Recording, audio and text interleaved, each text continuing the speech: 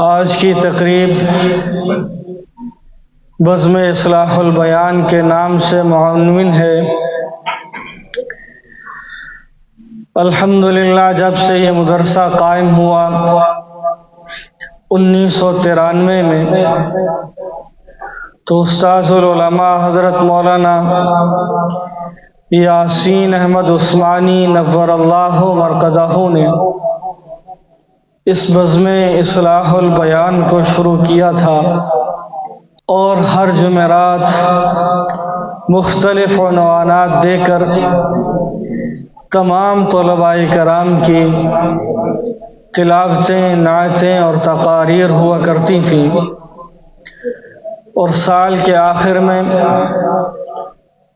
एक अज़ीमुश्शान बज़्म इस्लाहुल बयान हुआ करती थी। उसका आगाज़ नमाज इशा के बाद होता था और सुबह आज़ान तक वो महफ़िल चला करती थी। अब मैं बाकायदा इस बज़्म का इफ्तिताह कुरान करीम फ़ुरक़ान हमीद से करूँगा।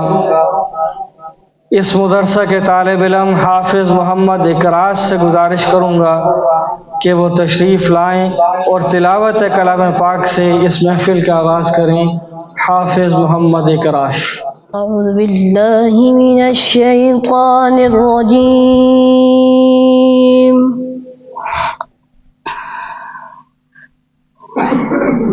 बिस्मिल्लाहिर रहमानिर रहीम।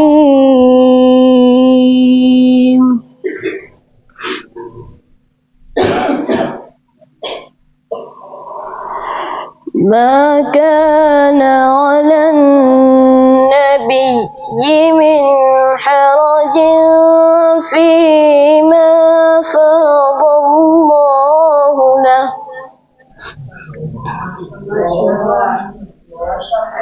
सुन्नतल्लाहि फ़िल्लज़ीना ख़लौ मिन क़ब्ल वकान अम्रुल्लाहि क़दरन मक़दूरा।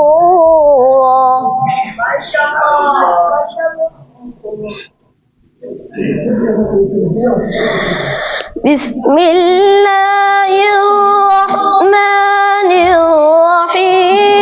मा काना अलन नबिय्यि मिन हरजिन फ़ीमा फ़रज़ल्लाहु लहु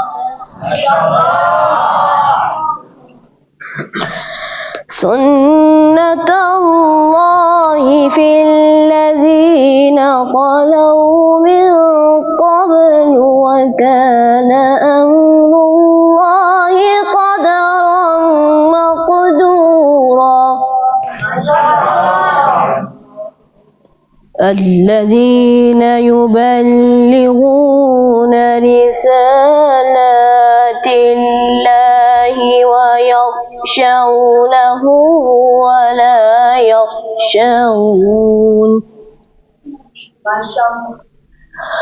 ولا يخشون أحدا إلا الله وكفى بالله حسيبا.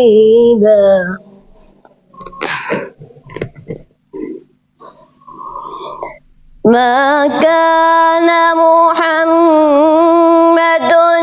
أبا أحد من رجالكم ولكن رسول الله وخاتم النبيين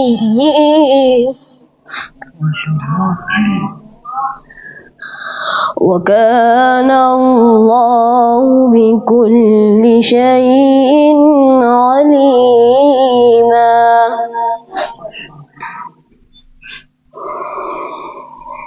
وكان الله بكل شيء عليما. بسم الله الرحمن الرحيم.